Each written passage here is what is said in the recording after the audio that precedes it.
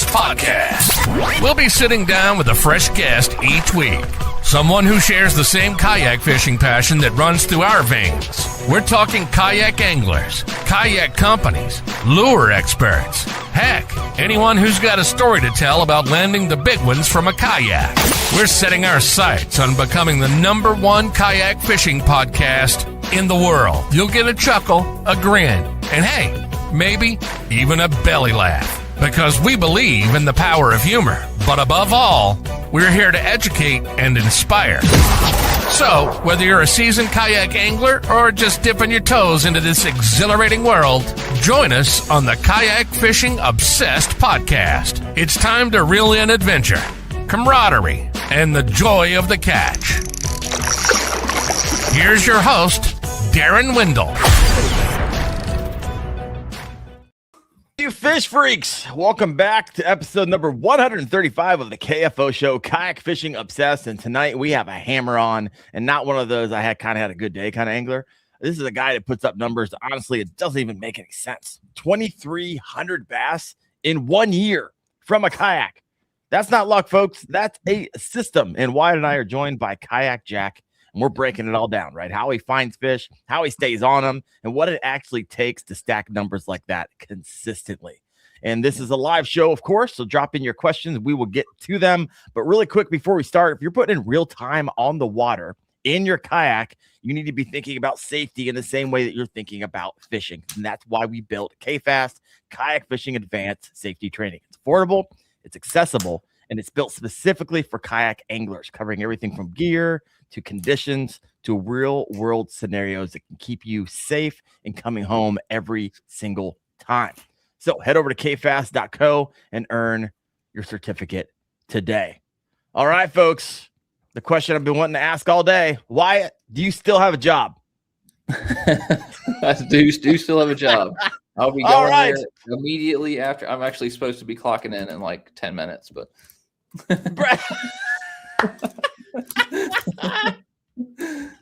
it's almost like you're actively working to not have a job. That's what it sounds like. Oh my gosh, that's commitment. I did tell them, I was like, hey, you scheduled me. I will not be there, but I'll be there as soon as I can. Oh my gosh, that's so funny. So what was the over and under? So if you haven't been on the podcast for a couple weeks, a few weeks ago, why it takes so much time off to go fishing and to fish tournaments. He's fishing more than he's at work, and so he's had a talking to at work, and now we're trying to figure out the over and under. That was like 3 weeks ago. I said less than a month. So if you still have a job at the end of in my defense, my boss is on vacation for the next 2 weeks, so I think I've got a buffer. Right. He was on vacation for the past week. So I was gone for like 2 weeks, and then we overlapped. So he was gone whenever I got back. So he was gone for another 3 weeks. So I think I have like 2 more weeks of race right now. You are delaying the inevitable. Do you think it's happening? Do you think it's going to happen? Possibly. Like 1 to 100% that within a month, like by the end of April. Right now, I'm giving it like a 73% chance. So you're saying there's a chance. 73 is very specific. Oh my gosh. Let me know in the comments below. Do you think Wyatt's going to have a job by the end of April? We will see. Maybe his new job's going to be fishing for a living, but we'll see. All right, folks. We got Kayak Jack over here. How long should we keep him in the green room? Should we just keep talking? The whole time, let him sit over there by himself. I mean, Kayak Jack, welcome to the show, brother. How you doing? Oh man, it's been rough the last half hour. Half hour? What's going on? Well, Chad Hoover called me right before you went on. Yeah, because he called me right before. Okay. I don't think he knew you were my guest tonight. Where was my phone call? I didn't get a phone call. That was because of one blunder. Then I made another blunder in the top baits for the Bassmaster, which I've got to get fixed in the morning. I'm not going to say what it is because it's so embarrassing. But anyway, and then everybody's messaging the article. Yeah, I write the top baits for the Bassmaster. Oh yeah. And so anyway, Wyatt. Apparently, there's a guy last night said I don't have a job. That's why I get to fish so much, and my wife lets me fish whenever I want. That's true. She does sometimes, but yeah, we'll get into that 100%. Yeah, I don't have a full-time job, so to speak, but I've got lots of jobs. And when you work with Chad Hoover, it's a job. I mean, I have a job. So, but Wyatt, if you don't have a job, join me and just go fishing every day. I think I can handle that. I think I can swing that. Eat ramen noodles, live out of your car. Yeah. I mean, I can think of a lot worse lives to live. 100%. Yep. Oh my gosh. Van down by the river. Oh man, what a rough half hour. But thanks for getting me out of this, guys, for a while. No, it's good. It's good. Now you're just thinking of the thing you got to fix, which is probably driving you crazy. That's all. I can compartmentalize right here. Oh yeah. Well, let's focus here because 2,300 bass. And here's the thing: Marty's not one of those guys like he thinks it's 23. He can tell you exactly to the T. It's 2,342. Like homie's got a counter. Look behind him. You can't see it, but he has a counter back here. He's already at 286 for this year, and he lives in Nebraska. There you go. All but 3 are from Nebraska. The other 3 are from Kansas, which is 5 minutes south of the border. There you go. So pretty crazy. So what's the goal? What's the goal look like for this year? Last year you set a goal, you met it and exceeded it. And what's the new goal this year? Or is it the same every year? 2,026 bass. Up by 1 every year. And I already got this one. 5 bass over 20. And then I'm going for 10 bass over 20. And all right. So people can earn these decals, which the guy John Wilson just messaged me. He just got his 5th bass over 20. So I got to send him a decal, which I get to send him a decal. Nice. And then they get them for like increments, 2,000 bass, 500 bass, 1,000 bass, so forth. So yeah, the goal is always the year in bass, but it didn't, a lot of people, it didn't start like last year or 2 years ago. It started like in 2013 with catching just fish for the year with my kids. And it's like you ran across the United States, right? And most people don't know that. Yeah, yes, well, I do. Now everybody knows. All y'all. Yeah, that was quite a feat. Well, my kid, our local coach, he happened to be at the athletic banquet, and he did a speech on outrageous goals. And I've always been goal oriented. Well, my kids came home with me, and they go, "Dad, can we set an outrageous goal?" I said, "Yeah, sure." So CJ, my youngest son, set a goal of making 75,000 shots over the summer. My other son, he was a runner. He said, "I'm going to run 450 miles." And they said, "Dad, what are you going to do?" I said, "Well, I think I'm going to catch the year and fish." And this is in May. So anyway, it sounds like you have the easiest goal, right? You got running 450 miles, 75,000 shots. And Marty's like, "I'm just going to go fishing, see what happens." My kids were just like me. They document everything. And so CJ made a chart. Chris made a chart. They both made charts. They both achieved their goals. In fact, CJ the next year won the state super shooters after making those shots. And then and that state championship was in the gym he would play for that team 6 hours away 3 years later and win 2 state championships. And then the other son, Christian, he made it and I failed. So, and then I tried it again the next year and failed again. So I just tried again and finally I made it. So I've made it. I don't know. I've made it I've made it all but 3 times since then. And all right. Does it bother you like a whole lot when you don't make it? What's that? Does it bother you like more than I mean, like eats at you? Yeah. Because I mean, I'm a goal, like from birth, I set goals, and so anyway, it got to where it got so easy because I actually caught 2,800 and something fish one year, and then you calm down. Is that the most you've ever caught? 28 something? 2,800? 2,800 is the most. How much is that a day? Someone do the math for me. I don't know. But remember, I was teaching full time then, and I did that mostly from like May until summer. Most of summer. Yeah. And the other thing is it got to be where it was so easy that I just switched to bass only. And then that's when Dwayne Wally came in and said, "Hey, Marty," because no one believed me. No one believed me. I mean, it's like there's people listening right now that don't believe you, and they're trying to figure out, do I believe Kayak Jack or not? So we'll get into the systems of all this. That's okay. They don't have to believe me, but I know it. I did it. But but anyway, Dwayne Wally reached out to me and says, "Hey, Marty, make this a national challenge." And I go, "Okay." And so it was free. We had 245 people entered. That was 4 years ago. Okay. And so we all did it, and at the end of the year, you had to submit every fish on Tourney X, which I did. Everybody did, and I'm the only guy that made it. And then year 2, I'm the only guy that made it. And you earn a cushion from Kayak Cushion if you make it, because you're on your butt so much, you might as well get a cushion. Yeah, I bet. You know, and so I did it again. And then last year, Clayton Westgate out of Kansas, he made it. So 2 of us made it last year out of I don't know how many it was. Oh, so this is a short list of individuals. Yes, there's only been 2 guys that have made it ever done it. Wow. Yeah, and this year there's a couple guys on pace already. I didn't submit my bass yet for today, but I'd be like in the 3rd position there. And it's not really who's. It's not a contest among each other so much, but everybody wants to be on top of the list. 1000% it is. I don't care what you say. Anyway, I'm sitting at that. I think another guy has close to 400 already. Oh wow! But they're in Texas. I'm in Nebraska. So yeah, right. You couldn't even fish for a few months. Yeah. They're down there pecking away at them. All right, here we go. C. Garrison, 7 bass a day. Yeah. And that it's not like you fish every day. That's the crazy thing, right? No. I did that. Last year I fished 186 days. Someone do the math. How many fish did you catch last year? How many is that a day? I average. I try to catch 15 whenever I go out. And today I caught salivating right now. 15 bass a day. Today I caught 15, and that was like in 3 hours. And a lot of people think I fish all day. I don't.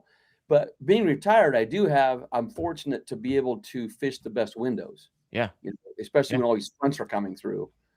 And 100%. And you can fish when there's not 1,000 people out on Saturday morning and Sunday afternoon too. So you can get out there and have all the juicy spots to yourself. Roy Jones says, I don't think we have that many fish in our state. Yeah, you need to calm down more. You can save some bass for the rest of us, my friend. I throw them all back right away. I get the picture done like in 8 seconds, and it's gone.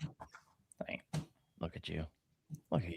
Bart Foster over here. I've caught 50 bass in a day, so it's believable. Even more if you count crappie. No, 100%. I've had 40, 50, 60 days, but it don't happen like all the time. Yeah.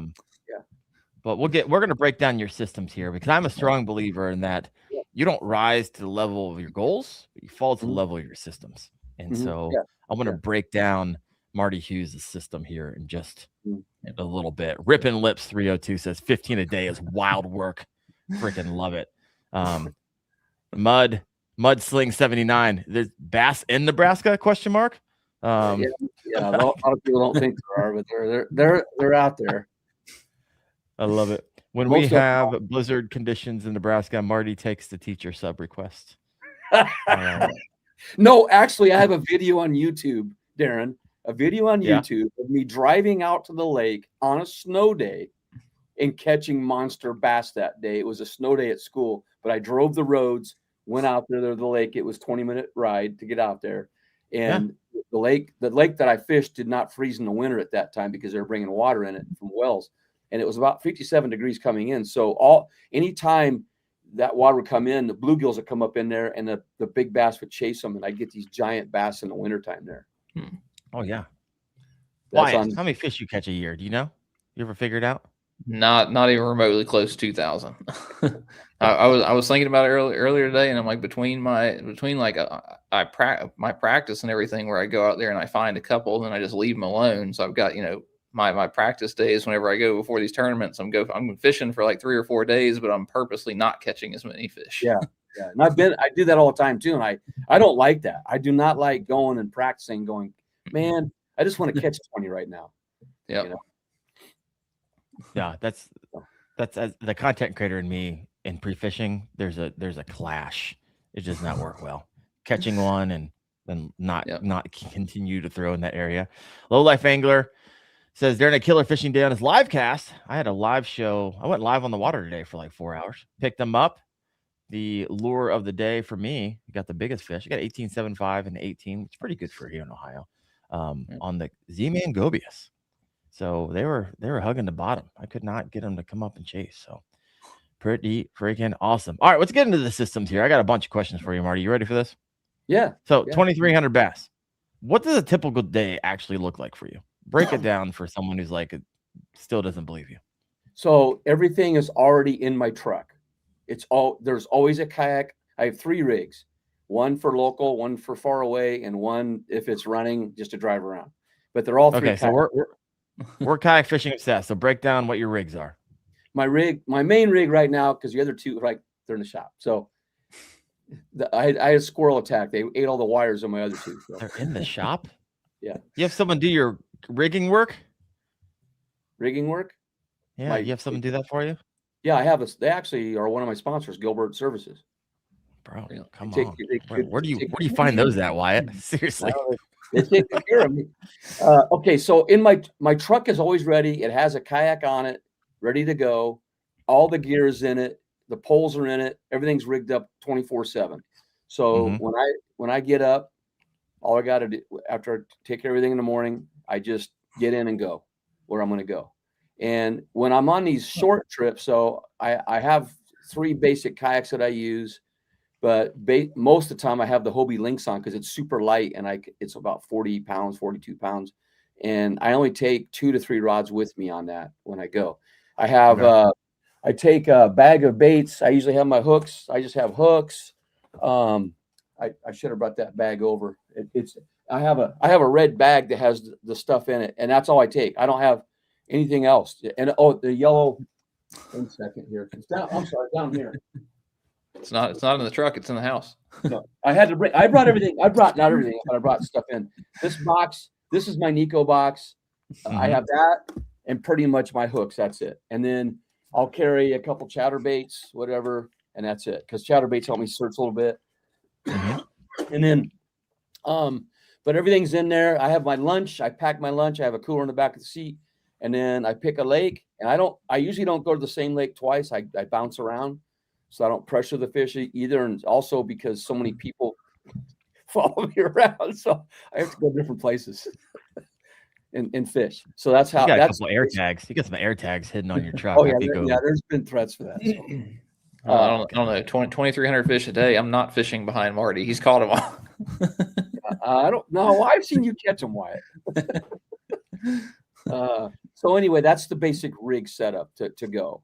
And then everything, like I said, is rigged. I'll show you one here right now. Here is a Shimano Vanford, has a line on it, and then this is actually a custom rod.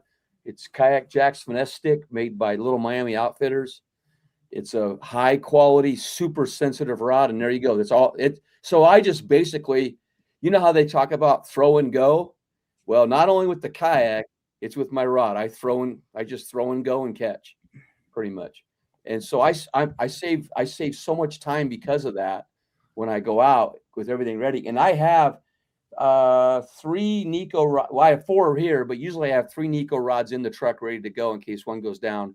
And I do carry extra leader line with me just in case if I do break off. But I treat it just like a tournament. I just go and fish hard. Yeah. And have fun. I just have fun. So a couple things. Now I'm figuring out. Now I know why you catch so many fish. So you guys don't know this about Marty, but when I was down at the national championships, we stayed in Chad Hoover's trailer, and he stayed over to HQ. He let us have his trailer. And Marty gets up every morning and he reads the Bible and he does his devotion. So now it's all coming together. You're living right, and so the Lord's blessing you with I am thousands of bass. But he also tells me some of the stuff I got to check. Like for instance, like right now, I got too many irons in the fire, so you make mistakes, and you know I made 2 big mistakes with anglers this week that wouldn't have happened if I would have just slowed down a little bit, and so that is an issue for me that I do too many things at once. There's a lot going right now. I don't know about you, Marty, but right now, we're entering into season. So we had our little break in the winter, and now things are starting to ramp up, and we're getting into that new rhythm of things moving very fast and a lot going on. And you're bound to make a few mistakes there. Yeah, and the older you get, the faster time goes. I'm gonna tell you guys that right now. It just goes so fast. And like I even today, a guy called me and says, "Hey, can you come on our podcast tomorrow night?" And I'm like, "Yeah, sure." Then I called my wife. I said, "Hey, or she called me, says I won't be home for supper, and then she goes, I'm looking forward to the movie tomorrow night. Oh, I go, oh man, doggone it. And so movie night with my wife, I got to figure that out. So with a podcast. Yeah. So I saw you had a Shimano Vanford. So you don't mess around. That's not an inexpensive reel. I know because I own that reel. It's a very nice reel. It's super light. I'm a big fan. And then I saw on your rod there, you had those tornado guides. I forget what they're called. Oh, you yeah, actually noticed. Yeah, the microwave. Yep. This rod retails for $450 on the site. It's on his site, but he doesn't have. This is the Bushido blank too, by the way. You can't get those anymore. So he's substituting a different blank. I don't know if it's going to be the same price, but I have more than one of these Vanfords. And you probably want to, the way that I afford a lot of stuff is with partnerships with companies. I don't have a partnership with Shimano, but I do with Bass Pros. And so that helps me with, I'm not getting into details here, but a lot of stuff I don't really have to pay full price for because of that, which helps a lot. Yeah. And then I also have a partnership with Z-Man. So the TRDs, I'm not having to, what I mean. So it's a good partnership. Yeah, no, 100%. I was throwing the gobies today. I love that thing. It's freaking catching them. All right, I got some questions over here in the comments. We'll pause and we'll get into more. I got so many questions for you, Marty. It's out of control. Yeah. Utopia Outdoors. Curious to hear the specs on that rod. Oh yeah, sure. It's a medium. It is, I believe it's 7 foot 2 medium, not extra fast, just a fast rod. And it's just super, super balanced. And it's I can feel the bites on slack line. That's how good it is. Yeah. And I use, usually on here, I use 15-pound 832 Suffix neon so I can see it moving. And then I use a lefty cray knot, which not many people use that knot, but it works for me. And you can see this, you see that it's frayed a little bit there, but it's very smooth through the guides. And then I use FC Sniper line, usually 12 to 14 around here. If I'm going for real big bass, I may go to 16 if I'm pulling them out of timber and stuff, and I can show you that stuff here, how I do that. So yeah, we'll get there. That's setup. And then I have another one. Here's another one. This is also Little Miami. There's another Shimano Vanford. And then this one is a Utan. I think it's called Utan. It's a newer one. And if you guys know Ewing Miner, he uses these rods. All right. Not my other one, but this is a 7-foot medium. Guys, this one is super cool. So it's super light. In fact, when I guide and I let people use these, they won't give them back to me. They want to take them that day with them. So Little Miami has sold a lot of rods from that. And then I got a cool. Now I do have. Here's one for you guys that I use a lot too. It's the Bass Pro. It's Signature Series reel, and then the Signature Series rod, and that one's a 7.2 medium action fast, and it's a good rod. And the thing is I never know if I'm going to get a 5-pounder or an 8-ouncer. Like today, the biggest I caught today was 19 3/4. Not too bad. And the smallest I caught was 13. But you never know what you're going to get. Now, a lot of people say, "Oh, you just catch little fish with those NEKO." I'm going to tell you, I've got 6 master angler bass in Nebraska already this year on NEKO rig. Yeah. So it doesn't just catch smalls. Now, here is the classic. I fished with Ned Cady last summer. You guys know him? I think. Say that name again. I missed the first part. Do you know Ned Cady? Oh yeah, the Ned rig inventor. Yeah, Ned rig guy. Yeah. I fished with him last summer. This is the rod he didn't use this reel. This is a Daiwa ballistic. It's a good reel, right, Wyatt? It looks like you have it taped on it with electrical tape. It is taped. It's old Tennessee style. Yeah. It's an old school rod. Yep. But anyway, it's Drew's rod from Z-Man, and he was using that, and he was so efficient with it. And so I ordered one from Z-Man, and it's super sensitive, but it's got good backbone in it. So if you're going to use a real light NEKO like this one here, with the skinny worm from Z-Man, that's a great setup to use and have fun, I usually use this to catch crappie with too, but that's a nice little rod too. So there's 4 setups for you. And if guys have questions on that, they can always get a hold of me or whatever. I can give, help them that way. But I will say that real quick, Darren, that Shimano Vanford is the bomb. It's pretty sweet. Yeah, I've only fished with it a few times because I just got it probably 2 weeks ago. Yeah. But man, I love how light it is. I was like, wow. Yeah, it's super light, both of them. Yeah. Big fan. You got KGB41. Good to meet you the other day, Marty. Excited to try those NEKO weights. So you got people are following you around. Would you run into him? Probably a seminar I did at Bass Pros. Oh, that's right. You did that. So, there was a lot of guys there.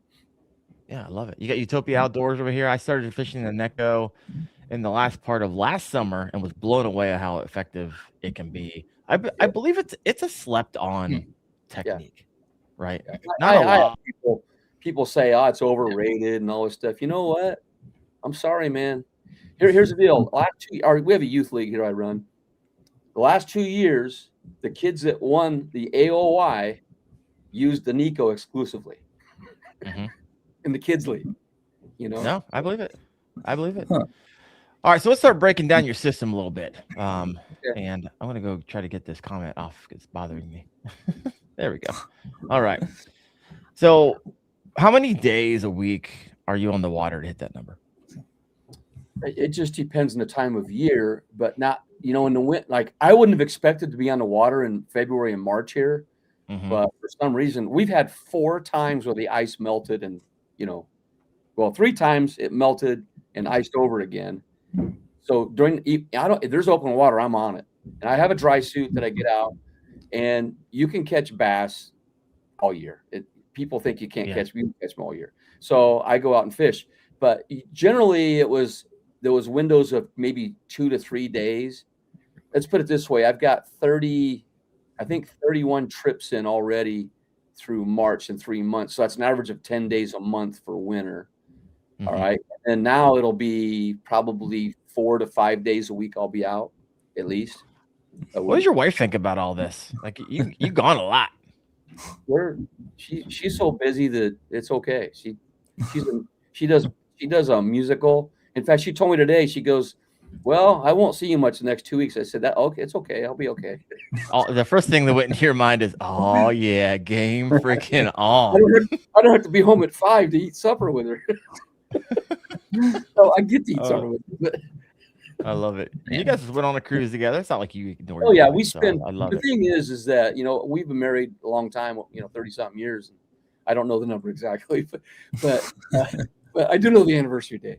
But we do take time to go do stuff, and we plan ahead of. Hey, what do you got this night? And then so at least 2 nights a week, and then Sunday nights we watch a show together. It's one of those Hallmark ones. So I watch it, and she loves that. So I love it. Love it. Yeah. What is it? We had a comment over here I wanted to read. Where'd it go? Oh my gosh. Okay. That was a good one. I can't find it. All right, we'll get to the questions. I don't know. I had it marked, and then people keep on it keeps on moving it around, so it's hard for me to follow it. Yeah. So what's more important for numbers like that, right? Are you focusing on location? Or are you focusing on bait? Or are you focusing on high efficiency? Because you said a lot of people try this, but only 2 have ever succeeded in catching the year in numbers. Yeah. So a lot of people, I record everything. In fact, I have a Substack. It's called Substack.com. I have Kayak Jack's fishing intel there, and I publish my fishing reports there. I do a detailed fishing report, and I submit it there. I don't tell them exactly what I'm fishing. I just say Southeast Nebraska, But I tell them exactly what I did, the weather, everything on there, so that they at least have an idea what's going on with it, and it helps other people. But back to your question, I forgot what it was now. Which is perfect because the comment just said, "Marty's the real deal. Knows exactly how many fish he caught last year, but not sure how many years he's been married." He got you on that one. He got you. So got him. But I look for the most efficient places on the lake. For instance, right now, You changed the subject real fast, Marty, by the way. I'm just going to throw that out there. All right, I'll let you get back to what you're saying. I'm looking for windblown shorelines. I'm looking for, and I do use the little striker. In fact, Darren, I want to give you kudos for that because you're the one that really got me on that with your videos. I wanted to get something simple because I do have the light scope on a kayak and all that. I hardly ever use any kind of sonar except for temperature. But that little striker, I can go out, and even if you have a 2-degree difference, that is the difference on where fish will be. So they'll be in that warmer water, and it's strategic locations on the lake. And so I try to find that pattern and then repeat it in different areas, and then I always find them that way. And then I look for like panfish where I'm at because we don't have that many shad lakes. So I just look for the panfish first, and I have my crappie rod with me sometimes. I'll find them. And then, like I said, with those reports, so it gives me a history, and I just look back in the data what I did before, and so I know exactly where to go in these lakes at a certain time of the year, and they're always there. So just to let you know, Marty in his previous life was a school administrator, so he's got Excel sheets and reports and trackers and all that fun stuff. Oh my gosh! All right, let's take a look at some of these comments. You got fur fishing. Honestly, I've never tried the NEKO rig. Ooh, you might want to change that by the time we get done. We're going to get tactical here in a little bit. Utopia Outdoorsman says, I normally throw them around docks or laydowns. Those around laydowns, the open hook. That's risky business. Curious about what other spots in NEKO works well in. Okay. On the open hook, I don't worry about it, but I will show guys how they can fish weedless with it. I 90% of the time I'm fishing with an open hook, and I don't care what there is around, whether it's trees or whatever, but I shake it enough that it hardly ever gets caught. And then I know when they bite, so I usually get them out right away. But as you can, I don't know if you guys can see that there. That's how I have it. You got a harness on it. And that's a trocar hook, my favorite, because it keeps them pinned on there. And this is a Pro V. The TK 150 drop shot's a good one too, you guys. And I have smaller ones. But this is you see that little sleeve on there? That's the Snyder sleeve that Russ Snyder, I named it after him because we spent about a couple years trying to figure out the best sleeve to use. He started with the Ace Hardware heat shrink, and it was black, but black I felt showed up on the worms too much. So I looked for a clear one. So I reached out to manufacturers, and they sent me samples. Well, this one sent me one, and I put them on different worms, and this one did not melt the plastic. So this is the one that I ordered bulk material with. We actually sell them and cut them up for you. Okay. They're in little packages like this. And I know. I have them, and I've ripped some lips on them. Now here's the key, though, guys. Watch this. So let's say your hook gets all mangled up in there or whatever. Well, I just like rip it off. Okay. Now there's a little rip in there, so you just turn it over. But I don't know if you guys can see this, but when I hook it, pull it back a little bit for those. And remember, not everyone's watching this, so I need you to like walk us through like someone's listening to it. What I'm going to do, I'm going to skin hook the rubber worm just barely. I'm going to catch it, and then I'm going to bring that hook point on the edge of the heat shrink closest to where the hook is. Well, that's wrong. So you don't want to do that because then you don't get as much barb up. So what I do now, watch this.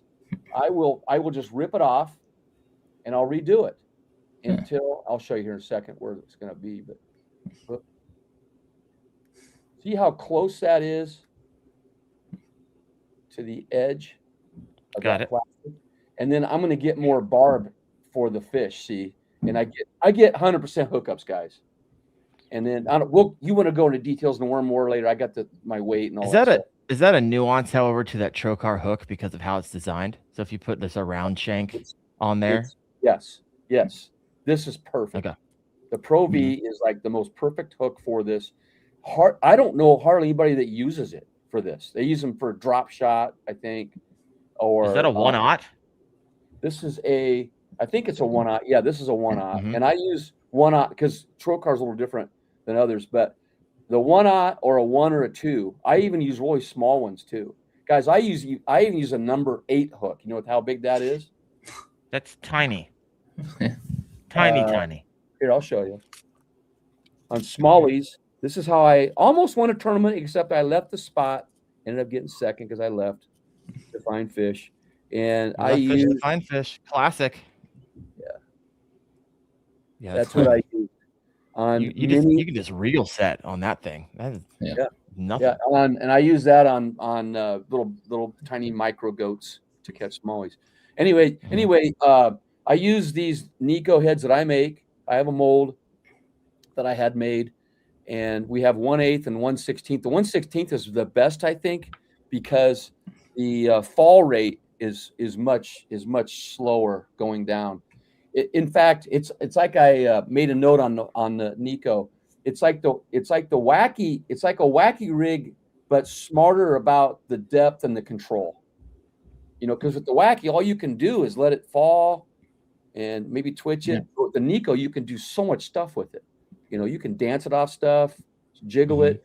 You can shake your rod and never move it. Look at that. Look at that action there. What bass is not going to bite that? It's like I want to bite it right now. Look at that. Come on. Wyatt, you 15 bass a day. There you go. 15 a day, right there. Yeah. And anyway, my number one bait though is the big TRD, Z-Man big TRD, and I go, and by the way, they do last. I did lose one today after catching 30 something bass on it. I got caught on Big flex down there. Now notice the shape of it. The NEKO means cat in Japanese. Well, some say it's the clawing action, and others say it's that. You know how a cat arches its back before it pounces on something? It also resembles that. So you can look at it two different ways on there. And the other thing you're running real quick. You're running a Z-Man TRD. However, those are really hard to get those nails that you make in. So how do you do that? I'm going to show you right now. You just can't push those in. I'm prepared. Even though that last half hour was tough. Yeah, your life got wrecked the last 30 minutes. So yeah, it was rough. what are you doing over here? I'm gonna rip one out so that you can see. Just rip it out. All right, so they stay in there really good. All right, so that I glued it in. So what you do is you heat it up. You just heat it up, and you don't go very long. And then you insert it. You didn't see that, but I insert it. All right. Then I take it back out. Super glue it. That right there. Yep.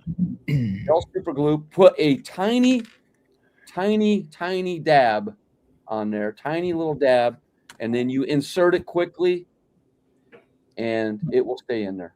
Because I've had a lot of guys message me and say, "Oh, I lost all my weights today." I said, "Did you glue them?" "Oh, I didn't. I forgot." And so, yeah. Well, one, how'd you get them in there? That's impressive. And then two, now a Cinco, which I did have. I don't know where it went. I had a Cinco here too. Oh, here it is. Nope, that's not it. But yeah, here's a Cinco. Whoops.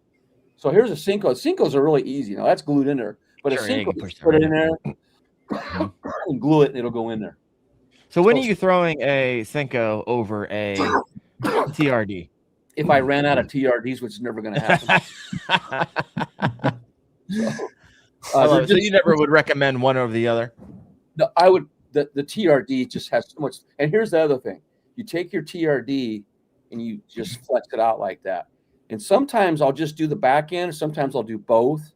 And what that does is it really loosens it up. And the more fish you catch on it, the better it gets. It just gets super, super like spongy. I've done that too before. Yeah. You can get it like you keep on doing that. It almost gives it like more of a matte, less shiny finish. And I do use that bait stuff that you rub on. I use that too on there. Oh, what kind? Since we just had, interesting enough, Science of the Strike on 2 weeks ago, and yesterday we talked about the Berkeley scent release with Debo yesterday, which by the way went crazy. It got like 500,000 views yesterday posting that stuff. So it's the one that was on your show. That same stuff. Bait fuel. Huh? Bait fuel. Bait fuel? Okay. Oh no, not bait. It's the one that comes out of a tube and you just rub it on. I mean, it's supposed to be for like sonar, like live scope. You can see it better. That type. Oh, it has like metallic pieces in it then? Yeah. Yeah. I don't know what that's called. If you guys know what it is, throw it in the comments. The bait pop. Yeah, it's bait pop. That was all Nordby stuff. Yeah, I have the red. I have red, chartreuse, and I think black. in those colors. Anyway, I rub that stuff on there too, just to and then after you catch fish, I think they just taste that fish on there because you just keep catching them on the same one. Anyway, that's one way, guys. I got some other stuff here, Darren, if you want that way to rig them. That's nobody does this stuff that I know of. Well, you've got me intrigued. Let's go ahead and go down that way, and then we'll take some comments here, and I got some more questions for you. You can punch a NEKO. All right. So what I do is I mold. I don't sell these, but I make them. But I mold big ones, and then you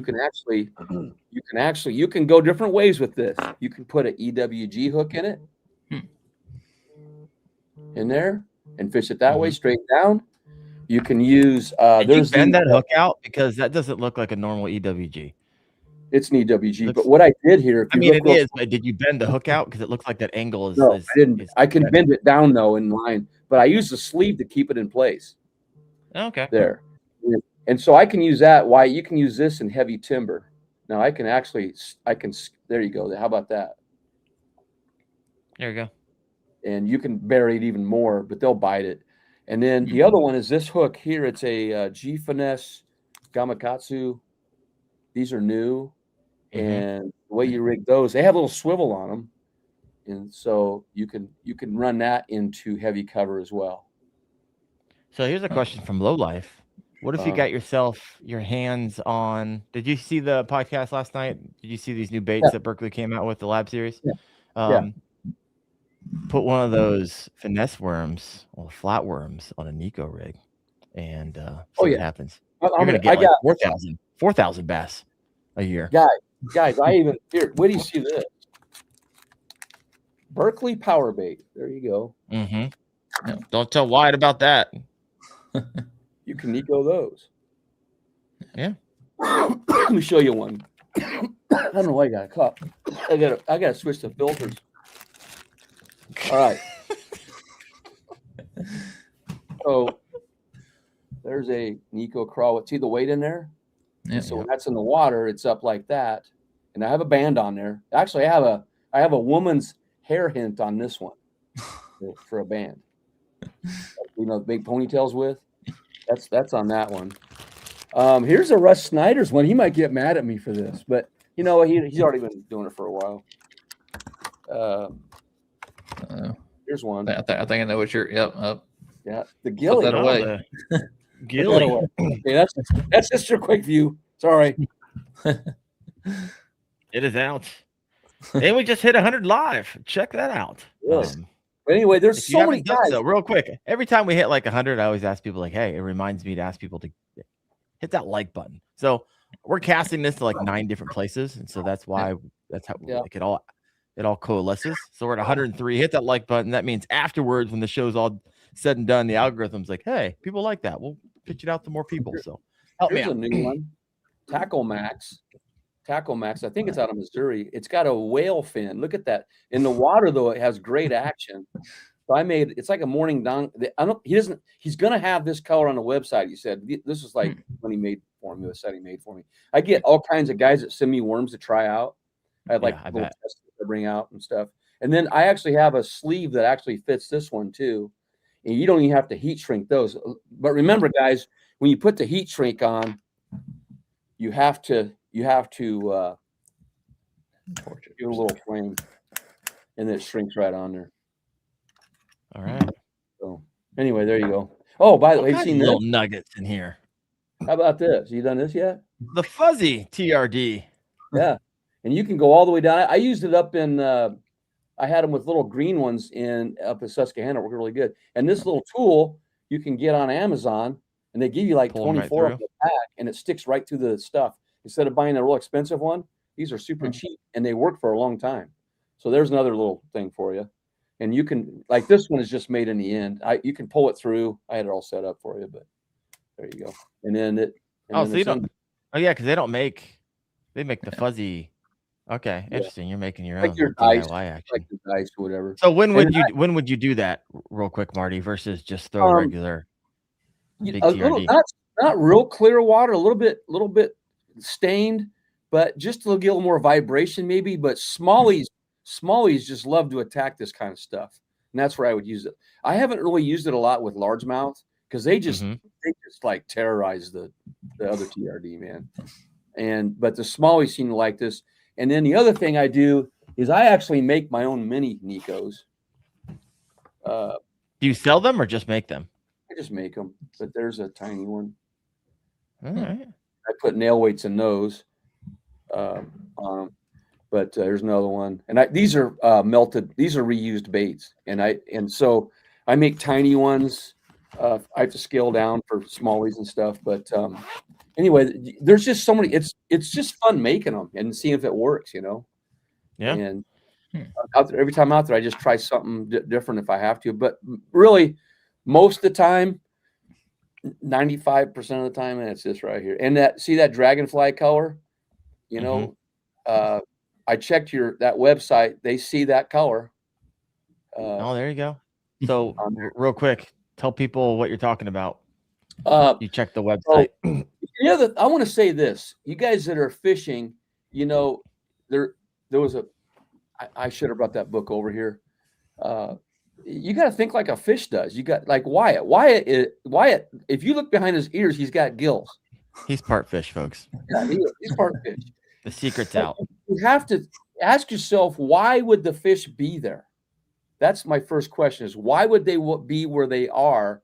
And that's where I'm going to throw my lure. I'm not going to waste time just going down the shoreline. I'm going to find the most strategic spots that they're going to be and then think like a fish. Who's the monster fish guy, the river monsters guy? Jeremy Wade, right? He wrote a book. I've got it over here on my stand on Think Like a Fish. And if you read that book, it's got excellent like principles on catching fish, because he grew up catching carp, and carp are really hard to catch. So he had to figure out ways. He had to think like a carp did in order to catch them. And that's why he catches those big fish that he does. So it's like Wyatt. I know Wyatt thinks like, where would that fish be? Because he's just that good, you know, part fish. And then like here's another color red bug too. But go back to your question. I'm sorry, I went off the beaten path there. No, it's all right. We're gonna take some questions from the audience. They've been throwing them in here. So let's go ahead down here. One, Austin West, 713. Marty, I'm trying to catch up with you in the KBF Unlimited. Good luck. You know where Austin is behind you? Yeah, good luck, Austin. See you in the dust. I'm gonna keep going hard. Yeah, right. Bass Thumb AI. Marty, do you pre-rig your baits before you're out on the yak, or you rig them up when you're on the kayak? And by the way, we're gonna get Bass Thumb AI on the show here as well. So thanks for listening in, brother. Great question. They're rigged like this when I bring them out. I have the sleeve on them, they have the head on them, and all I got to do is hook them. And I have several bags ready to go. I have the main kit, I have a reserve kit, and then I have the big kit, which is has a big giant tub. And they're all in bags, big bags like these that Russ Snyder's also showed me, zip bags. And they're all by color and size and everything. And so it makes it. That's another thing about being efficient, is being organized. Everything that I have is in tubs that are labeled. Every bag is labeled and ready to go. So I mean, everything, even on the boat, like the leader line goes in this bag on the boat. You know, the leader line bag. Yeah, the one that says leader line. Look at you. So efficient on the water. Why are you that efficient on the water? Or are you kind of like, looks like a bomb went off in your kayak? I mean, I bring four rods with me and one 3600 box and maybe 7 or 8 bags of plastics by the time it's tournament time. Okay, yeah, pretty simplistic then. Oh, one more nugget. I forgot about this one. You ever put a tail spinner in one? Can't say that I have. Santee special. off docks and let it fall by docks and let it fall straight down, and you'll get bit. I'll be on Santee this year. Look at this. Okay. For the first time. I look forward to that. There's a reverse NEKO with a rebarb. You can see that. It's got a rebarb hook in it. I can take it out and show you. That's a rebarb. Whoop. Can you see it? And I use those. Why would you set it up like that? Obviously, it's weedless. For those you when in bushes, like in bushes. Yeah. There. Right. Oh, another thing I want to tell. Oh, go ahead. No, I feel like you get this go. You love this thing. Freaking love it. Oh yeah. What do you think about the Utopia Outdoorsman over here? Got a question. VMC crossover rings have been working pretty good for me, and it looks like you hate them. I want to be as natural as I can, as natural as possible. And the other thing with the VMC rings, if you got a Senko, it's going to break off there. Where this thing here, all of the tension is on the plastic and not the worm. That ring, the tension is on the plastic when it pulls. Here, it's on the plastic and that. And I just think it's different. That's just me, but no, because I've tried it all. Yeah. I've tried it all. So you got Bass Thumb in here. Let Marty cook. Let him cook, folks. I'm trying. Fur Fishing's got a question for you. Can I use the NEKO rig on the bait caster, or is it better in a spinning combo? I've seen guys do it on the bait caster and a BFS system as well. Sure. But I wouldn't, because of the sensitivity of it. And, a lot of guys, they say, I didn't realize how you fished it till I watched how you shook it. And so what I did, I'll be honest with you guys, I watched those Japanese guys in the elites, how they shake their rod. And so I'm just like this all the time. Sometimes it isn't even moving across the bottom. It's just shaking that tail. And those guys are the best in the world at it. And so that's who I emulate, is them. Yeah. It's nothing I came up with. I just watch those guys. So walk us through a cadence, right? You're casting this thing, time, like walk us through what you're doing. Okay, I cast it. And here's after I cast it, it's the bail's like that, right? Can you see that? And I flip my bail and I get it a little bit, enough slack out of it so that I could at least feel a bite, and it's dropping. I know it's dropping slow, and I'm not going to touch it. I don't sweep it horizontally, because as soon as you sweep it horizontally, you know it's not real. I want it to drop all the way down, and I let it set once it gets down there. Now, if I'm in a heavy, as long as it takes, it depends on what they want to do. Sometimes it might be 15 seconds. Sometimes it might be 5 seconds. But when I do move it, it's going to be just like that. That's it. Oh, so you're not like working this back to you. You're throwing in a spot. Yeah, sometimes. But most of the time, though, I am barely moving it. And then you see that line move, and you just sweep it and get them. That's kind of how I fish it. But I do sometimes, though, I will swim it if there's bluegills around and they're on top of the water. I'll swim it right through them, and I'll get hit too. It just depends on what's going on. But a lot of times, though, I like this time of year, the colder the water, the longer I let it sit. Mm-hmm. And all right. Also, I know a lot of guys will throw that out and they'll just work it back to them. But you're like, you let the thing drop and you're just kind of shaking. They won't bite it unless it's going horizontal. That's the thing. Now, here's the other thing. When you're bringing it in, about halfway, let it fall. Because if you're getting followed, they'll hit it then. That happened. That's how I caught the 19 3/4 today. I was bringing it in, I let it fall, and he came up and took it. All right. So you're throwing this from the coldest water to the warmest water. It doesn't matter. You can doesn't matter. It doesn't matter. I love it. Love it. So here's a question for you. This is an honest question. So what separates someone catching, a few bass every outing to like 20, 25 bass every outing? Would you equivocate it to like efficiency? Would you? Is it simply the lure? What is it? What are you doing differently? It's not about just this particular lure. Now, obviously, you got this thing dialed, right? I think a lot of it's time on the water. Most of it's time on the water. The more time you spend on the water, the better you get it. It's like the more time you spend shooting a basketball, the better you're going to get.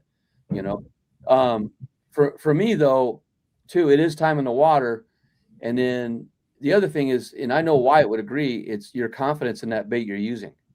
I just go out thinking I'm going to catch a fish with this bait. I'm going to catch a fish. And then once you do that, then you've got a pattern of what they're going to do. And then you just keep repeating that. And the other thing, yes, efficiency. I try to be as efficient as possible in the kayak. So there's not a whole lot of stuff laying around. I got my net, got my board, a few lures under the seat. That's it. And then the 2 or 3 rods on the side, maybe sometimes just one. But you just focus on that. What mistake do you notice in other anglers? Because I know you guide guide for people. You watch. I know you're very aware on the water, and you watch. You've been around a lot of anglers. So what's like a lot of mistakes you see other anglers that is just killing their efficiency out in the water? Like, oh, that's the reason they're not catching 10, 15 bass, and they could be. Yeah, they fish too fast. They fish too fast. Yeah, they're not patient enough. You have to be patient with it. and you're going to get bit. I mean, it's nuts how it works. Like even today was a tough day of fishing here. It's super tough because they weren't where I thought they'd be. And then, so I went over the timber, and sure enough, I got a few, but I caught 15, but it was over 3 hours. And I always try to get at least 10 an hour if when I'm out there, but the average is usually 15 overall, because of the cold, because of the heat, whatever. And also because of practice, right, Wyatt? Would you attribute it more to time in the water, or just this lure, once you dial it in, it's just so wildly effective? The lure is a lot better than me. All right. It is. Russ Snyder's knew about it many years ago because they brought it to California. This thing's decades old. It's not like it's something new. Just like the Quakey is not new. It's been around since 2002. Just nobody knows about it till now. But the NEKO's been around for decades. In fact, I give Jim Flowers credit. He used to work at Bass Pros. He was a weather guy here, weather station guy, and he worked at Bass Pros. And he brought me over one day. He says, "Hey, Marty, try this thing out." And I said, "What is it?" He goes, "It's a NEKO rig." And so I went and tried it, and I was in love with it after that. And then that's ever since I've been tweaking it and making it better. And do you know the origin of the? Because I heard it's actually NEKO, but I call it NEKO as well. Yeah, it's NEKO. So what's the origin? Do you know the origin of it? Yeah, the Japanese guy just instead of the wacky, he just put it. Instead of it wacky rigging it, he rigged it in line, and just drug it this way and made it the action like a cat. And he named it. He actually, I don't know his exact name. I can't remember, but he said it was the fishing lure that catches fish like a vacuum cleaner. And he's not kidding. And by the way, it will catch every species of fish in the lake. Every species. And I caught bluegill the other day with this big of a bait. Huh. All right. 120 live. If you haven't done so yet, please hit that like button on whatever platform you're on. I would wildly appreciate that. Marty, when are you picking up the NEKO rig versus like a shaky head? Have you ever been like, you know what? Somewhat similar. It's obviously different, but actually I do. I make a Midwest. I call it the BR. Look at that. That's Bobby Rubeck. We were sitting around a pizza joint one day, and he wanted me to make him one with a more stout hook, a 3/0 hook instead of a 1/0. And so I make these, or 1/8 ounce. But this is what I put on. This is what I would call my shaky head. It stands up, and I use the thick stick with it, and you can use the Fatty Z with it. And you can actually Bobby, he fished. He's probably gonna get mad at me for this, but this is what he fishes with all the time. He catches a lot of chicks, and they put the TRD on it, and I've done that as well. It's not flexible, but you get it in. If you get it in heavy stuff, you can catch fish out of it. Brush pile. So, but I would say I fish the NEKO over the shaky head most of the time. Got a fun little comment over here. Captain M, Beard 441. I'm exhausted from watching Wendell catch dinks all morning. I caught an 18 to 18.75. Y'all need to calm down. I saw that one. That was good. I did catch a bunch of dinks as well in the grass, in the dying lilies from last year. All right. See any questions over here, Wyatt? Got any questions of your own? I had the question. I mean, you answered it with the hook, because I was wondering what style of hook we like versus. Let's see if I can get these two to show up. What style of hook? There we go. So this one right here versus the wide gap. Yeah, the narrower one, not the wide one. The narrower one. That one right there. The other one would pick up too much stuff. And I'm not going to use weed guards either. I don't like weed guards. And there's some hooks I'm not going to say anything bad about any hooks, but there are some hooks out there, guys, that the points dull right away. And I'll give you guys another secret on the rip wrap. I don't know if it's a secret, but on rip wrap, I fish rip wrap a lot, and what I do is I look to see if I'm getting snagged by bluegills pulling it into the rocks. And if that happens, I know there's bass around. If I'm not getting snagged, then I leave the area right away. If there's no fish there. But the bluegills will tell you if their bass are there. And sure enough, as soon as you what you got to do though is you got to pling your line, and you pling it out, and as soon as it comes out, a bass will grab it. That's pretty cool stuff when you do that. All right. Have you ever what's the difference between rigging it that way versus in line with the Like rigging the hook like that versus rigging it Like straight Rocky through. style. You're going to get snagged a lot more. Because when you're in line, it's almost like it's weed proof by itself. Guys, don't be afraid to throw it in the weeds, the hydrilla, throw it in holes. I throw the whole thing in there and just let it sit and just twitch it a little bit and it gets hammered. I'm serious. And I saw one guy said, "Do you fish that on a river?" I fished it on the Susquehanna. I fished on the Mississippi. I fished on the upper Mississippi, and they just hammer it. But you got to let it. You kind of got to let it coast down. You don't want to just like keep it tight. You want to let it get to the bottom and just go across the bottom. Yeah. Johnny Bennett over here says, I'm trying to get 5 a day. He's trying to get 10 an hour. I got to raise my standard. Dang right. Confidence. So I wanted to get a tip here. Get yourself some of this stuff. Line condition. In your line so you don't get wind knots. Because, I fish a ton, but you'll get a lot of knot. I get no wind knots ever since I went to this stuff. It's called Real Magic. There's all kinds of them out there, but it increases your casting distance and reduces line memory. But it will and I spray it on all my reels or all my lines there. So anyway. You mentioned earlier, Marty, you talked about wind-blown shores. I feel like that gets thrown around a whole lot. In your opinion, how long does it, because the whole idea is that the ecosystem takes some time to set up, and of course plankton, all that stuff, and then bait fish and then bass follow. In your opinion, how long does that take, or what are you looking for, and how do you measure it? Do you use an app to be like, hey, this shore has been getting beat up for the last 48 hours, last 24 hours, last 12 hours? What are you looking for there? Well, if wind's been blowing in a certain place for a long period of time, there's gonna be more bait fish there, and so even if it was the next day. Qualify a long period of time. That's what I'm trying. 2 to 3 days. You have the wind just blowing in there, 100%. And then you're going to have fish there. So, and usually it's like March and April is when I look for those wind-blown shorelines because they muddy up a little bit and that warms up the quickest there. Yep. And those fish are in there. And I'll throw a chatterbait through there just to kind of check it. And sure enough, I get bit. And you'd think this thing wouldn't show up. It shows up in muddy water. It will, and they'll bite it. Just the wake action of it, I think, is what they feel with their lateral line on it. And then I will tell you guys though, like in the summer when it gets warm, I fish mostly just shade. I look for the darkest areas and throw the NEKO in there. And you just kind of look and say, why would a bass want to be there? And then you just toss it in there and try not to make too much of a splash with it. And the other thing I do, guys. Did I tell you? I told you about how I cane pole, right? No. So I also will take my kayak and I'll be about, maybe 2 yards off the shoreline, like a weed line. And I'll just cane pole the edge as I go with my NEKO. Just like dink it down. And then I've won a lot of tournaments doing that, guys. Where everybody else was just, they'd cast to it and splash it and they'd scatter the bass. I just go by real quiet, and the water was murky enough they don't see you, and then I just cane poled it, and you do that, and that works good on cattail, really good on cattail or hydrilla. There's all kinds of nuggets in here. If you've never fished the NEKO rig, I told him I might be tying it on, Wyatt. I was using a bed fishing this past weekend, so it works very well for that. On bed fishing.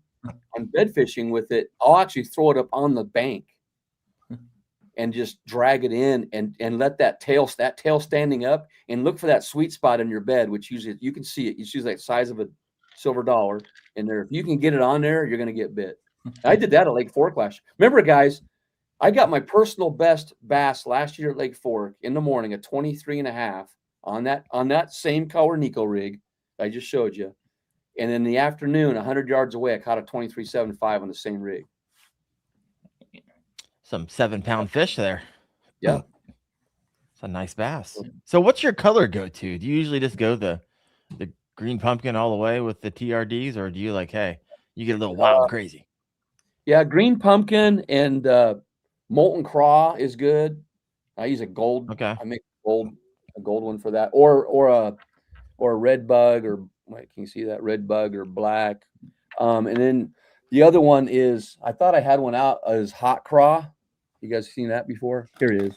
Here's hot craw is a good color, guys, especially early season. There's a hot craw red. It's kind of a red. Right now I'd be throwing that. Heck yeah. And then I got, look Throw at that. on Santee as well whenever they come down. That looks like that's just juicy, man. They're going to bite it. Yeah. And so I use that too. You sounds like you have your hands in a lot of different things, Marty. So you're making a lot. So what else do you make? And here, this is your chance to. Oh, there's the question for fishing. You and I are thinking the same thing. Can I buy NEKO weights, or do I have to make my own? I just set the softball, Marty. Knock that out of the park. I have a website, and UPS comes by, and we ship them out, or post office. I live right across the street in the post office, and UPS is a block away as well. So, but I ship them out of these. I have the sleeves. I'm not, guys, I could care less if you buy them or not. But if you want these weights, I got them, and I got thousands of them. I can paint 250 an hour. We can manufacture 1,500 an hour through a person that I use, or I can make 250 an hour here on my own shop. But we have plenty in stock right now that I just because we shipped out to a lot of stores. We have tackle shops they're in, and then the sleeves, guys, and they're priced right. They're super cheap. You get 10 samples. We have 1/8 and 1/16. That website, if you just go to Google Kayak Jack Outdoors, Kayak Jack Outdoors, that's the website. And that's JAK, right? Kayak JAK Outdoors. There you go. Yeah.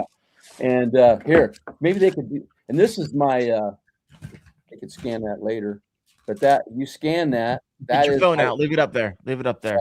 I will. That's my Intel page. Back it up a little bit. It's a little furry. Okay. That's my Intel page. That's where I put articles up.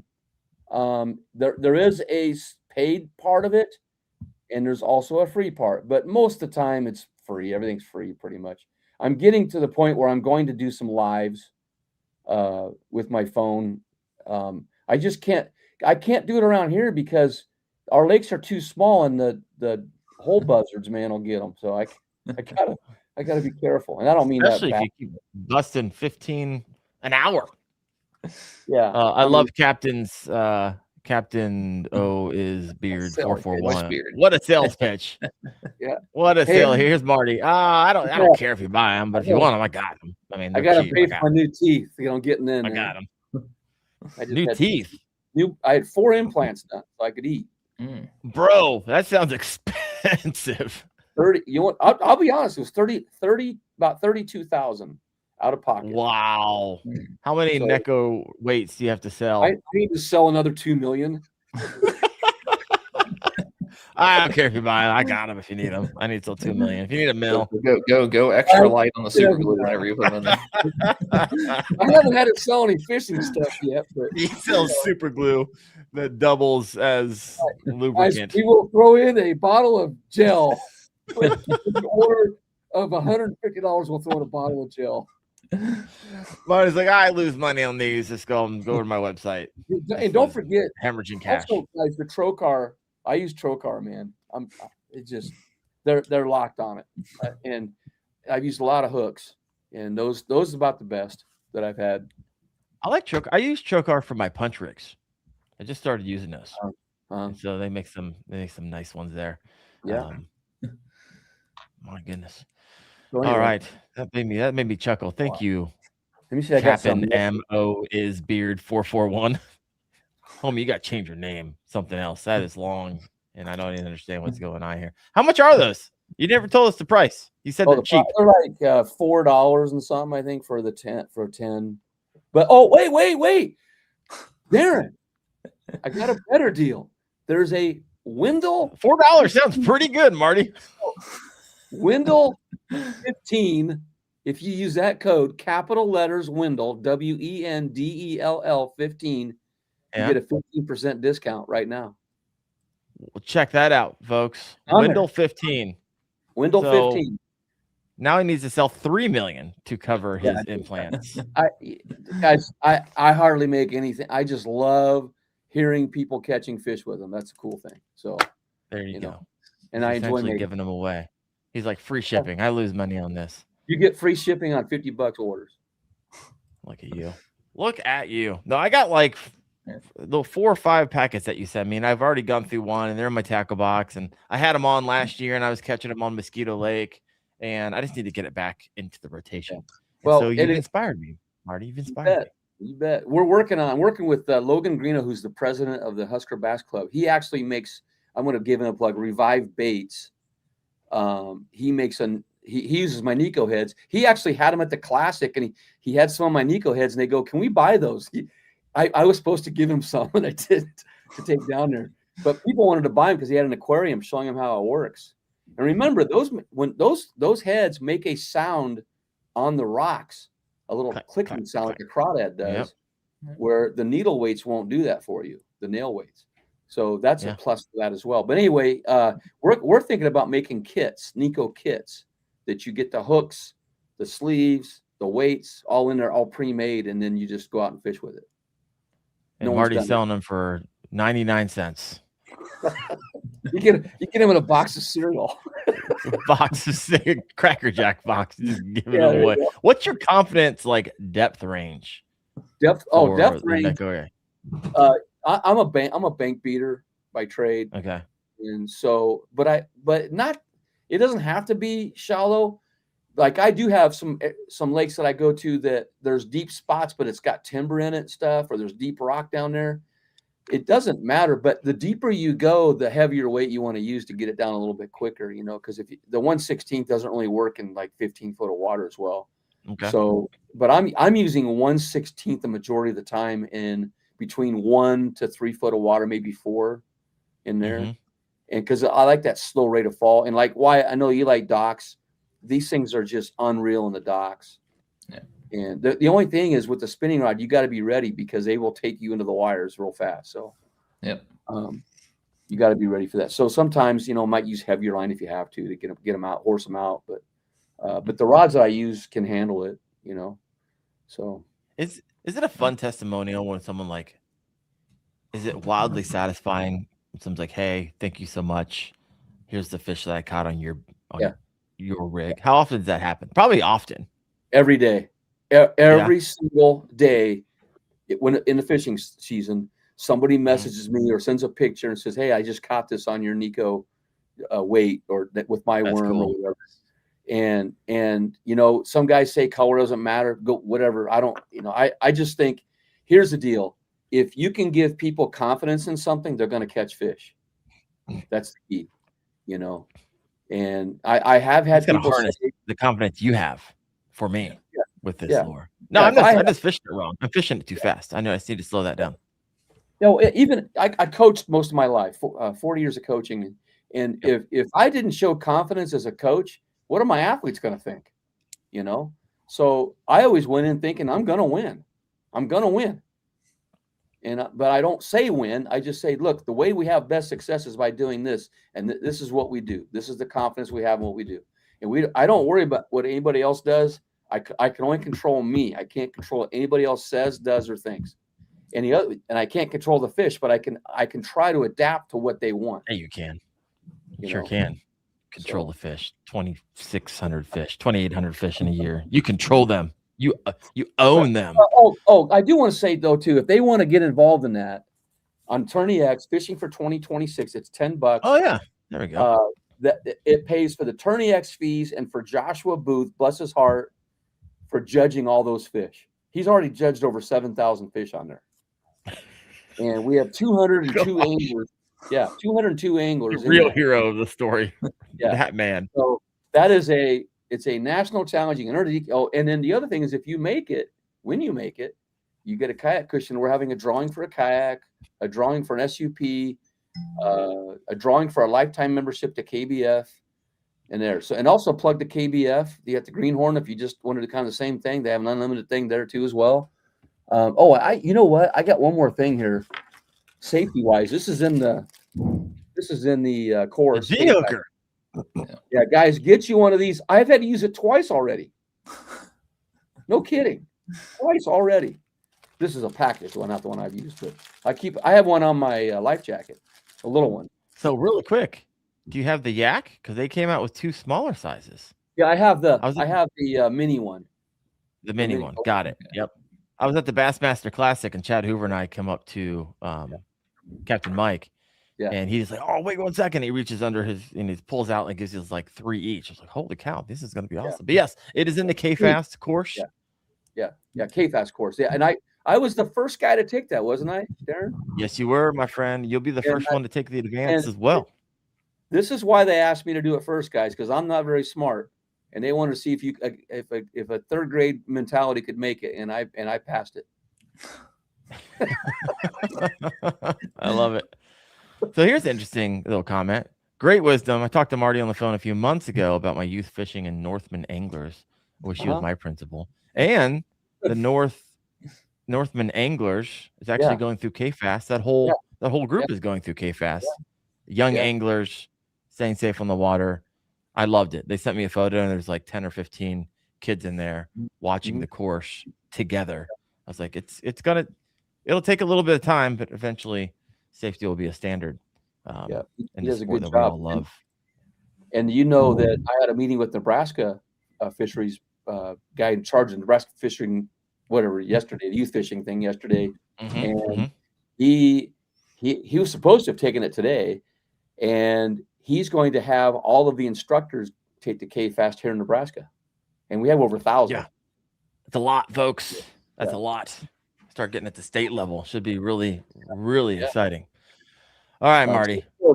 Take the course. Head over to kfast.co. Take that course if you haven't. It's 9 different lessons in there. It is basics. I've been fishing for a long time. Must be some refreshers. A lot of people have told me like, oh, I've been fishing for 15 years. A lot of stuff is a really great refresher. And sometimes it's not even about it's not even for you. A lot of times it's for you to be able to teach others, right? So it gives you that nice framework. So check that out. Marty, last question for you. We're gonna land this plane. I'm tired. I was on with Debo last night and Wyatt. Wyatt's supposed to be at work right now. I should have been there an hour ago. Probably gonna get fired. So he doesn't care. I don't care. But we'll see what happens. My gosh, cracks me up. Yeah. Last question for you, Marty. What should every kayak angler start doing that they're not doing right now? It doesn't have to do anything with the NEKO rig.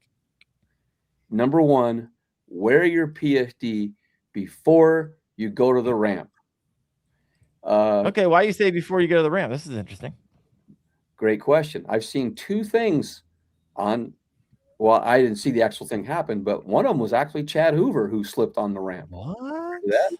Yeah, I know. I have millions of views because of it. So thank you, Chad. Right. The other one was Christine Fisher who fell down. I feel bad for her. She hurt her eye, and she fell down on the ramp.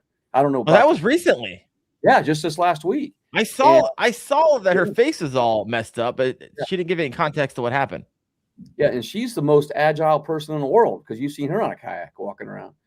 You don't know when something's going to happen. But here's the deal: you're wearing your PFD on the ramp before you get to the ramp. If you would happen to slip and fall, that thing's going to keep you afloat rather than you sinking in the water. Which people have died on the ramp from falling because they didn't have a PFD on. I literally had someone write me. It was a couple months ago. They wrote me and said, "Hey, there's a local doctor in town. He slipped and fell on a boat ramp, knocked himself out, and drowned in 2 inches of water." Yeah. Now, on that, a lot of people put their life jacket in their kayak and launch it, and then let's say it gets away from you, and there's a speculation of one person that passed away last year from that happening. 100%. Yeah. So, guy, my one thing is just wear your PFD at all times. If you got to take off your warm clothes and you put it back on, I always go to the shore and do it there. I don't do it out in the water, just to be sure. And I'll set an example. But guys, wear PFD. That is so critical at all times. No, I love it. Wyatt, any closing thoughts? Any closing questions for us? I think we've covered every single piece of NEKO rig you can ever imagine. Yeah. Now, Marty's probably like, no, we didn't. I still got another hour, but I've been holding back. At the 10, I have some stuff I'm going to reveal there, Wyatt, at the 10. I like it. Right. I was just staying where you guys are going to be staying at the 10. Really? That's a really nice area. I pulled a 2021 on a frog right off the dock. Like literally walked over there to that Gunnersville and nailed him at sundown. I got that photo coming out on Thursday, so that was fun. All right, folks. I am I was live last night. I was live on the water. We're live again right now, and I'm tired. So we're gonna let Wyatt get to work. He's even going to be more tired. Real quick, Wyatt, I thought you were working days. Why are you working nights now? We have some construction going on in the store, so I'm gonna be there and just kind of watch the construction happen. AKA, they're punishing you for taking so much time off. Probably. Yeah. Like, fine. Make them work the graveyard shift. I'll see you soon. I know what you do, Wyatt. Like, what is there to do at night? We got to move half the store is moving, shuffling because we're dropping a category and adding new categories. So I've got to redo the entire sections of the store to make everything fit. Wyatt's like, I wish they'd let me go like right now, so I don't have to go to work. But all right, brother, we'll see if you have a job at the end of April. But Marty, thank you so much, man. Appreciate you. You've given me some inspiration to go out and get my big TRDs. Go grab my hook. I will hook it up differently. It's something I learned. And 2, I will work that thing differently. So not something I typically fish. Let me know. And anybody out there, let me know. Reach out anytime. And I'm not an expert. I just like go out and practice this stuff and see if it works. And if it does, great. If it doesn't, I try something different, But everybody has a confidence in something. Find what's best for you and go out and just have fun doing it. Freaking love it. Marty, appreciate you. Wyatt, appreciate you. And I'm pretty sure next week we have a show. Wyatt, I don't know who we have next week. We need to set it up. Sean Riggle. Oh yeah, Bass. The cute Bass AI or something like that. Yeah, go ahead. What Marty? Every time I watch your show, I spend $50 every single time. I'm sorry, man. But tonight I'm getting off. What you buy recently? Yeah, this time you're gonna make $4. I bought that bait pop because I was using that. I was using that little Norby's tube, but I bought because it's bigger tubes. And I bought. I actually bought some more trailers. They were some Rapala Crush City trailers. They were actually working for me already, but I only had one left, and so I got it this year before I go to my tournament this weekend. So. I have people reaching out to me all the time and they say that. It's like, bro, every time I turn something on, I'm spending money. I was like, I'm honestly not trying to sell all the time, but I just have people on and they talk about, they get so passionate about it. So head over to Kayak Jack Outdoors. If you're like, hey, I want to get my hands on some of those NEKO hooks / rigs / nail weights. And NEKO, send them some photos. NEKO button heads. Button heads. That's what they are. Button heads. Well, I appreciate you all listening in. We have 100 live right now. Hit that like button on your way out. And if you have not yet done so, please head over to Apple or Spotify and leave a review. So we got trying to get up to 100. We're getting there slowly but surely. Wyatt, have a great time working tonight. Marty, appreciate you so much. Everyone listening in, you guys are freaking awesome. We will see you next Tuesday night at 8:30 p.m. Eastern on the Kayak Fishing Obsessed podcast. See you later. Thanks, everybody.